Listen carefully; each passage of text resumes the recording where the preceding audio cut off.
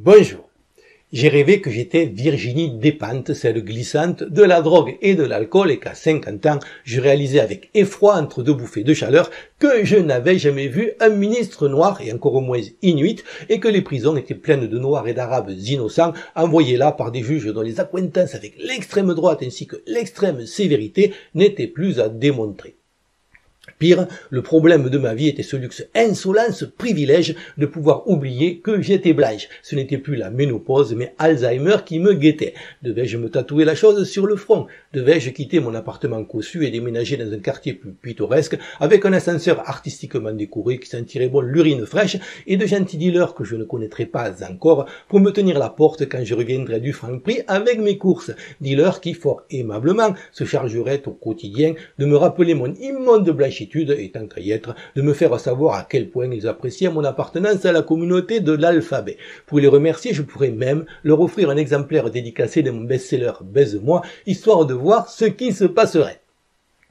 Peut-être en hommage à George Floyd, devrais-je aussi faire un peu d'humour noir, mais sans sombrer dans l'appropriation culturelle, en pointant du doigt que s'il avait eu le privilège d'être blanc, il aurait certainement viré au rouge, au violet, puis au bleu, en passant brièvement par le rose, un Pink Floyd en quelque sorte, ce qui aurait peut-être incité le policier, lequel parmi tous les noms de famille qu'il aurait pu avoir s'était vu nommer Chauvin par une destinée taquine, à mobiliser 2 de ses 3 neurones pour lever, sinon le pied, au moins le genou. Cette palette colorée propre à la blanchitude aurait peut-être évité à celui dont la tête était maintenue contre l'asphalte de crever avec pour dernière image une roue de voiture vivant chaque jour dans la hantise que ça lui arrive elle aussi.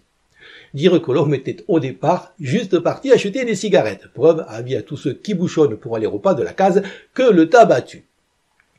Je frémissais en me remémorant l'autopsie, que même en rêve je vous mets en lien dans son intégralité, révélant qu'outre un nombre impressionnant de cicatrices, une intoxication médicamenteuse, un sang et des urines plus proches d'un classement Céveso que de la certification eau de source naturelle, une artériosclérose sévère avec une des artères obstruée à plus de 90%, une forte hypertension et une tumeur pelvienne, Floyd était, et ce n'est pas une blague, positif au Covid-19. Quand on a la poisse, on a la poisse.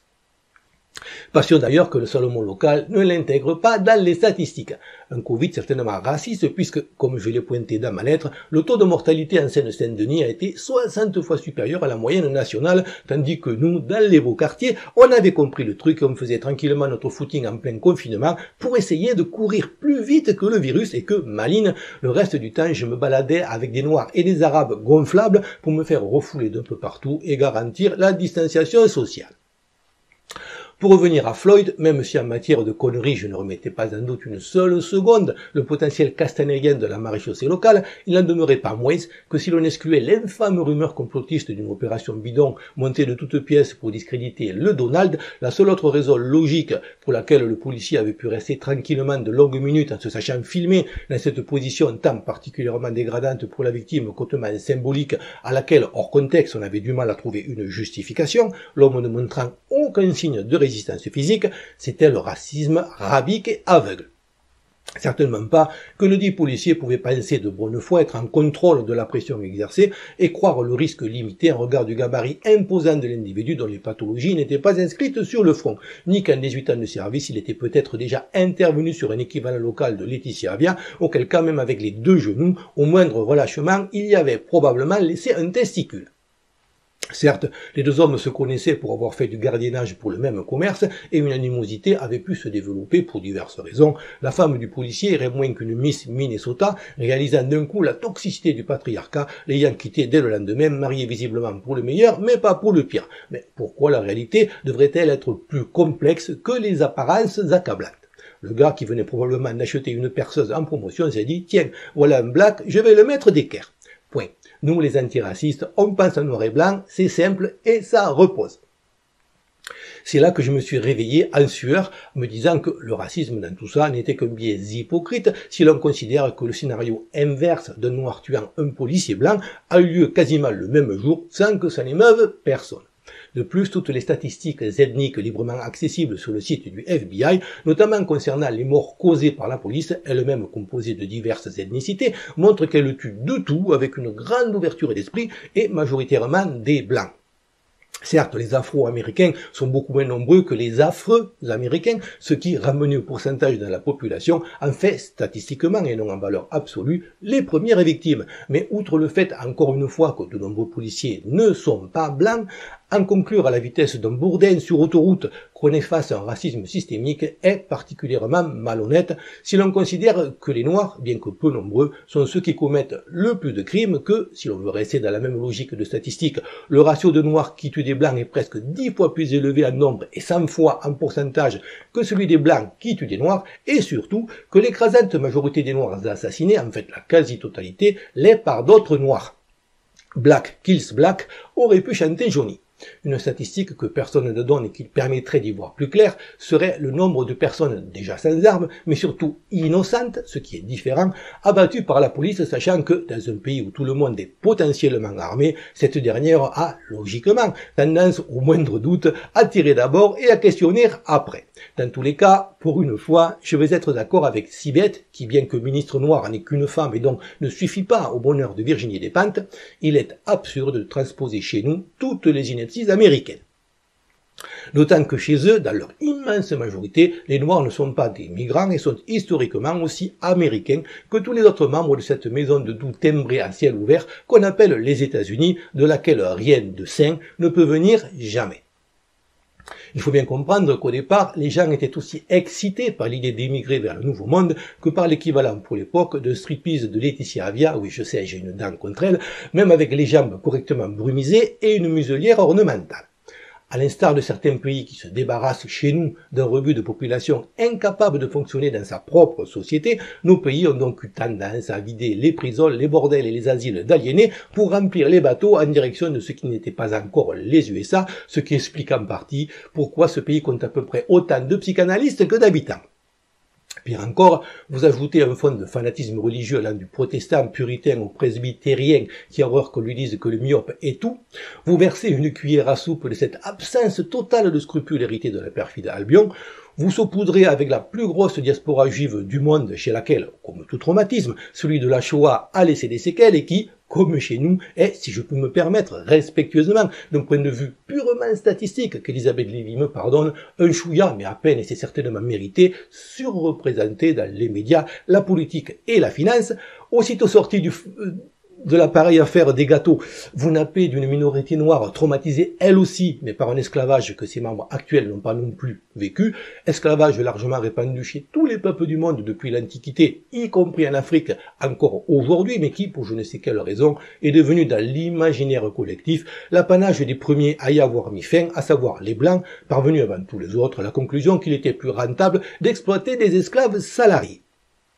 Vous séparez les Blancs des jaunes, lesquels, avec les Indiens des Indes et quelques Askénazes phagocytes les placent dans les meilleures universités. Vous réservez, par souci de simplification, le tsunami hispanique de la convivialité des cartels n'est plus à démontrer, ainsi que l'accroissement récent des nouveaux venus issus de pays islamiques connus pour leur pacifisme et leur rationalité. Vous aromatisez le tout au cannabis thérapeutique et aux opioïdes sous prescription, et vous avez l'American Pie.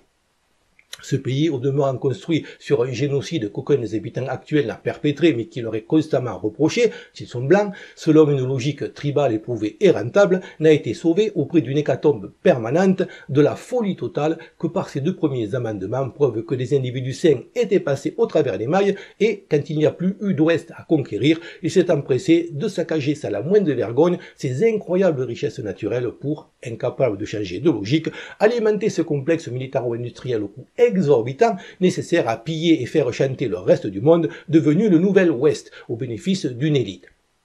Les gueux se voyant, eux, refourguer le fameux rêve américain qui est l'équivalent économique du loto, à la différence près qu'en plus il faut travailler dur sans couverture sociale pour avoir une petite chance de participer. Si vous obligez, qui plus est dans un pays où le Saint-Esprit est plus en vogue que la réciproque, des gens qui n'en ont pas forcément envie à vivre ensemble dans un contexte économique exécrable où ils sont en concurrence les uns avec les autres, vous aurez des manifestations violentes que s'empresseront par ailleurs de montrer du doigt et du smartphone ceux qui, eux, vivent bien, exploitent la main-d'œuvre bon marché sans distinction de race pour livrer leur pizza et faire leur ménage, vilipendant les méchants racistes et ne voyant pas où est le problème. Ces violences avant tout sociales et liées à la ghettoisation entretenue par les démocrates américains, dont on sait maintenant qu'ils ont fondé le Ku Klux Praline Klan, pour conserver un électorat captif, peuvent certes être abusivement qualifiés de racisme et certainement que, dans certains cas, ça peut en être. Mais dans les sociétés modernes, ces ressorts sont avant tout économiques et ça ne va pas s'arranger avec la dégradation qui ne fait que commencer. Mis à part peut-être une conférence de Marlène Schiappa sur le mansplaining, il n'y a rien de pire que la science mal comprise. Quand la science nous dit que la matière est essentiellement constituée de vide, ça ne signifie pas que prendre une enclume sur la tête cessera de faire mal, et quand la même science nous dit que sa taxinomie des races ne recoupe pas les perceptions arbitraires du commun des mortels, ça ne signifie pas, comme on le dit à tort, que les races n'existent pas. C'est même exactement le contraire. Cela n'invalide pas non plus la perception empirique que même un enfant de 10 mois en a instinctivement, laquelle même scientifiquement fausse reste visuellement vraie. Peu importe que la science nous explique les infrarouges et les ultraviolets, la sanité mentale passe par vivre avec le spectre lumineux et la distorsion de la réalité que nos yeux perçoivent. Par ailleurs, au-delà du simple constat de ces distinctions forcément arbitraires qu'on appelle le racialisme, il faut garder à l'esprit que le racisme s'inscrit dans un processus plus vaste de défiance vis-à-vis de ce qui est différent, mécanisme de défense naturel sans lequel nous aurions disparu en tant qu'espèce. C'est un peu comme mordre, et ce n'est pas Laetitia Avia qui me contredira, acte qui, dans certaines circonstances, peut encore aujourd'hui vous sauver la vie. Dire que mordre est mal, par essence, est donc complètement con. Tout dépend de la part de réflexion supposée tempérée, le dit mécanisme, ce qui dans une société civilisée devrait permettre d'éviter de mordre des chauffeurs de taxi. Pour le racisme, c'est pareil, et je ne sais pas quel est l'abruti qui a un jour décrété que c'était mal et qu'il fallait regarder la chose à travers le prisme de valeurs morales autoproclamées qui sont tout sauf universelles. Tant qu'il est, comme la morsure, tempéré par la réflexion, ce qui n'est possible que quand la parole est libre, il n'est que réflexe de défense parmi d'autres d'une cohérence de population sans laquelle on ne peut faire corps pour lutter contre les véritables ennemis qui instrumentalisent nos divisions. Y voir de la haine, laquelle ne s'arrête et encore qu'avec la destruction de la chose haïe, consisterait non seulement à envoyer une partie de ceux avec lesquels on nous force à cohabiter sans jamais nous avoir demandé notre avis vers des cieux où ils pourront vivre sur leur culture sans polluer la nôtre, mais à continuer à chercher à leur nuire alors qu'ils sont rentrés chez eux et ne constituent plus une menace pour la cohésion nationale. Pas sûr que ça concerne grand monde. Remplacer une défiance viscérale purement animale par un conditionnement idéologique antiraciste qui ne fait pas davantage appel à la réflexion n'a donc strictement aucun sens et fonctionnera d'autant moins aux périodes d'abondance et de fumette joyeuse que la chose conduit immanquablement au suicide collectif, tandis que le racisme a au moins le mérite de viser l'autopréservation et que je reste persuadé que si la situation se détériore au-delà d'un certain point, les dits antiracistes des beaux quartiers, Virginie Despentes en tête, seront les premiers à retourner leur veste et à bouter le migrant hors de France, leur solidarité verbale prolixe avec l'argent des autres et de la collectivité, s'arrêtant à leur portefeuille, l'indignation antiraciste ayant l'avantage d'être gratuite.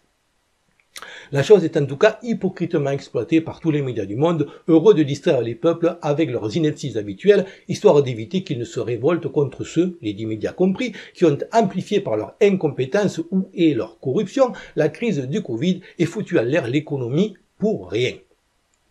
Le pire étant que si George Floyd, qui semblait avoir au moins tenté de tourner le dos à son passé criminel et de travailler honnêtement, s'est retrouvé sans emploi et dans son état d'intoxication en train d'acheter des cigarettes avec un faux billet, c'est probablement en raison du confinement dont ceux qui crient au racisme sont largement responsables et qui est aussi coupable que le policier.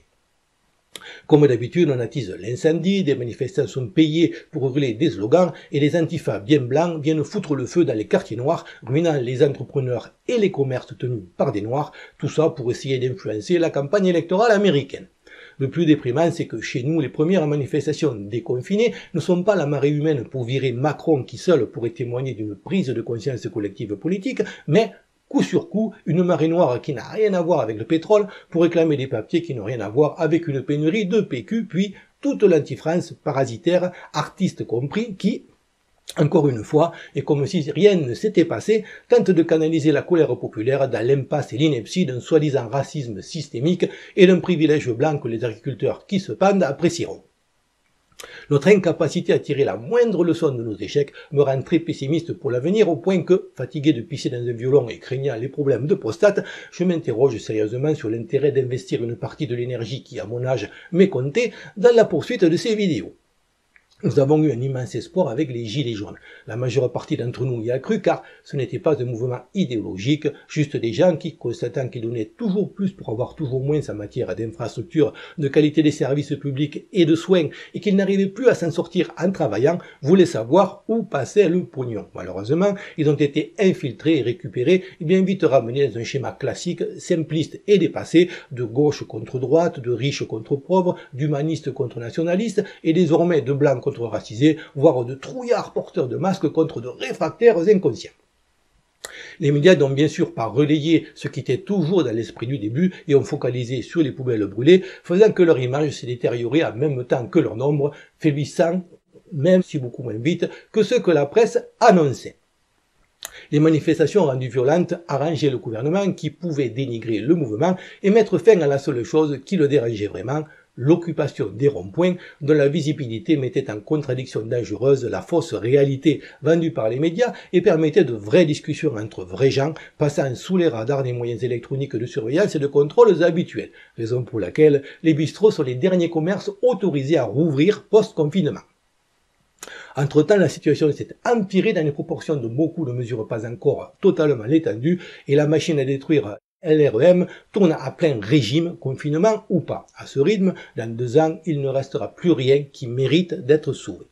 La seule solution est de virer Macron, pour l'exemple, avant la fin de son mandat, ce qui, comme je l'explique dans ma précédente vidéo que je vous invite à visionner, ne pourra se faire qu'en faisant monter la pression de la cocotte minute par un affichage massif d'un symbole commun personnalisable selon les goûts et les idées de chacun et ne valant accord que sur ce seul et unique point, Macron doit partir. J'ai proposé ce pangolin,